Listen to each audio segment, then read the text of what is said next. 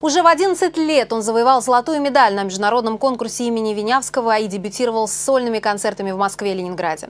Казань посетил всемирно известный скрипач Вадим Репин. Он желанный гость в самых престижных залах мира. На мировых сценах он выступает сольно и в дуэте с лучшими оркестрами. В столицу Татарстана музыкант приехал, чтобы сыграть на фестивале «Рахлинские сезоны» на своей скрипке с многовековой историей. Об уникальном инструменте и известном музыканте Диана Махмутова. Этот концерт – своеобразный культурный обмен. На днях Александр Сладковский вернулся с Транссибирского арт-фестиваля Вадима Репина. Уже сегодня выдающийся скрипач выступает в Казани в рамках Рахлинских сезонов.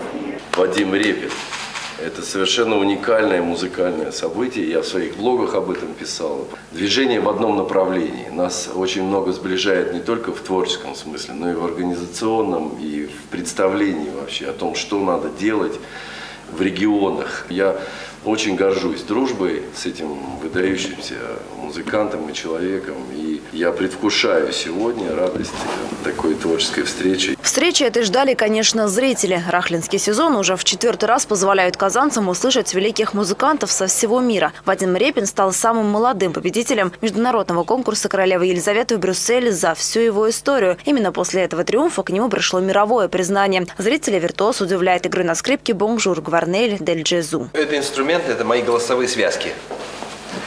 И я уже пару лет на нем играю. На этой скрипке была премьера концерта Чайковского. Одна из деталей истории этого инструмента. Своеобразную историю приготовили для слушателей Государственный симфонический оркестр под управлением Александра Сладковского вместе со знаменитым скрипачом, который записал более 30 дисков, отмеченных престижными международными наградами. А в феврале 2010 года музыкант стал лауреатом французской национальной премии в области классической музыки «Le Victoire de la musique classique». Концерт Бруха, конечно, это одна из жемчужин скрипичного репертуара.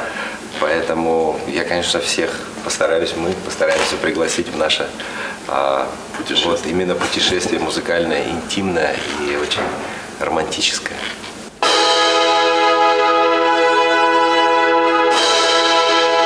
Второй концерт фестиваля, куда пригласили Вадима Репина, прошел с аншлагом, что в очередной раз показывает популярность рахлинских сезонов. Путешествие по ним закончится 26 апреля. Тогда на закрытие фестиваля прозвучат произведения Петра Ильича Чайковского. Солистом будет Миша Майский. Советский израильский музыкант, единственный виолончелист, учившийся у Мстислава Ростроповича и Григория Пятигорского. Диана Махмутова, Игорь Романов, столица.